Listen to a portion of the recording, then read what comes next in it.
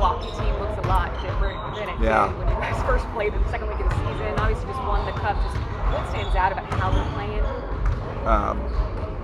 I think, first of all, we were very lucky to beat them twice. I mean, those games could have gone either way. And they've gotten better, but I also think we've gotten better. So, which means it'll be a darn competitive game. Dame, it starts with Dame and Giannis, but now you got Green in the mix, playing really well. Portis is playing really well, so I think their bench has improved. And of course, they got Chris Middleton, who should be back, who is all-star player. So we got our and obviously they're playing with great confidence coming off the cup. So great challenge for our group. See if we can respond. You mentioned they've gotten better. You've gotten better since those two games you played against them. If there's an area that you're proud of that improvement since that time, where do you think it is? It's hard to pick one. I think our defense is better than it was back then. I think game one they scored like 40 points in the first quarter, so I think we're doing a better job with that. And then our cutting is I love what we're doing there. And I said yesterday with Max, close to his return, it's going to help us even more. And because against Milwaukee, you just can't line them up and play pick and roll all the time. I got two great rim protectors. We got to move them. We got to move bodies. We got to move their bigs side to side. We got to cut them. So those will be things to look for tomorrow. You mentioned Max. It's been a long 9 weeks, I'm sure, for him. Where did you feel him these past 9 weeks? Like when he wasn't able to play, like how did you still feel like he was a part of the team? Yeah, I mean, those are tough situations, right? You got to give the player his space. I think that's the first thing, and he's got to go through a whole process of getting back. But what's happened as he's getting closer and closer, he's more and more integrated. And it, like I said, it's that injection of energy that I think we need at this point in the season, and he's the perfect answer for that because he's high energy, competitive. Winner, all the intangibles that you know about him. So, like I said, I can't wait to see him back. On the other side of that, with Isaac being out for at least 2 weeks, how tough a blow is that, especially given the way that he was playing? I just hate it. I hate it for the kid. Like, he's playing great. He's one of the best three-point shooters in the league. He defends everybody. Like, he's playing great basketball. So that's your first sentiment. So bad luck there. It wasn't a twist or a soft tissue. It's you get nailed by a screen, and it's unfortunate. So the good thing is, Chris, we got depth. So you got Dean Wade, you got Sam. We got other bodies. Karras obviously can guard LeVert, but you're missing that guy you can throw at the best player, and who's elite at it. So. We'll do it by committee. We got other guys that can do it, but he's the best at it. So you brought up his three-point percentage. It's obviously coming on a little bit lower volume than some other guys around the NBA. Yeah. As a coach, do you think that gravity is tied toward production, or do you think gravity is tied toward volume? Volume's important. It is. I don't know if it's the one-word answer. Because. When the guy's shooting what he's shooting from three, you got to respect him.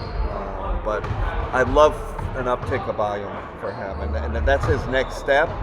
He's such a team player that he'll turn some down. He should take. But he his next step is increasing volume. How high does that volume need to be for you to start to see an impact on the gravity on the floor? What's he at right now? Is it 2 points? 2 points. Can that go to 4? 3.8, high threes.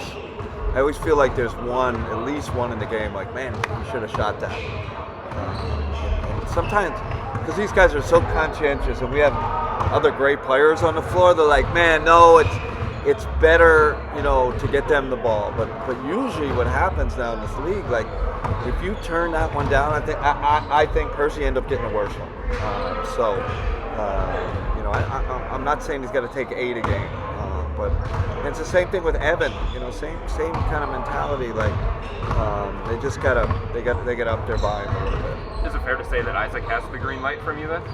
Yeah. Now is green light shooting 35 footers? Is green light shooting step back threes? Like within your wheelhouse? Like what fits you, and his catch and shoot is excellent. Like that's where he is right now. So there is definitely a limit to it. I'm not trying to be a shot doctor at all, but with Sam, it looks like he might be rushing a little bit on some of these looks. Would that be fair to say? Because we know by trade he's absolutely a flamethrower. Yeah, I think I've said this before. He's got to find out, because he's got to find that line, like where maybe it's a really, really contested one. Can he get in the paint and kind of make a better decision for us? So we still want him. We still want his volume up. We still want 8 threes a game, but also understand you're really good. Like when you get in the paint, and I think we looked at it yesterday. Like his closeout numbers are good when he does get in the paint. Like really, points per possession wise, good things happen because he's such a good passer. So he's got to find what that looks like. I will say in his defense, his minutes have gone up. Yeah. Right? Like, so there's and this is my theory. This is, you guys can say, you can argue on whatever Substack or Reddit. Like, but I think there's an adjustment when your minutes, all of a sudden your minutes go way up, right? And his minutes are up compared to last year. So there's fatigue that goes into that. You got to play more defensive possessions, more offensive possessions. So I just think as he gets used to, the more he gets used to that's going to help get him back to where he should be. When you are a shooter by trade, though, is it hard to kind of make those decisions on the fly? And like you said, with more minutes, maybe that fatigue gets into the decision making at that point too, right? Maybe. I mean, you have to kind of talk to him about that. Yeah. I mean, there's more decisions involved, and again, you got the other end where he's in like the 70th percentile, right, in overall defense. So he's busting his tail down there. He does everything you want movement-wise here, and he's just got to get used to that volume of minutes, those actions, and sure, we know fatigue, it affects cognition, right? Like, the more fatigued you are, your decisions can suffer a little bit. But I get with him, he's such an elite condition athlete. It's just getting used to this amount of minutes. I could be wrong, but honestly, I don't see it going down. I know when Max comes back, but I don't see a big dip in his minutes because he's so valuable to us in so many ways. When we talk about him attacking closeouts, do you want him attacking those closeouts looking to score in the paint, or do you want it might be a finish, but it also might be you get the low man to come over, and he's a really good driving kick passer. I'm sure that's why his points per possession are up. Like he can get in the paint and make a pass. Listen, this game has turned into what is the correct decision. So to your point, like, that's kind of my thing. Like, I don't think you can just tell a guy, oh, hey, we need you to take 10 threes a game. It just doesn't work that way. It works on like how make the best decision for the team, and he's a good decision maker. With Max, how did he get through practice yesterday? How did he respond to that? Super.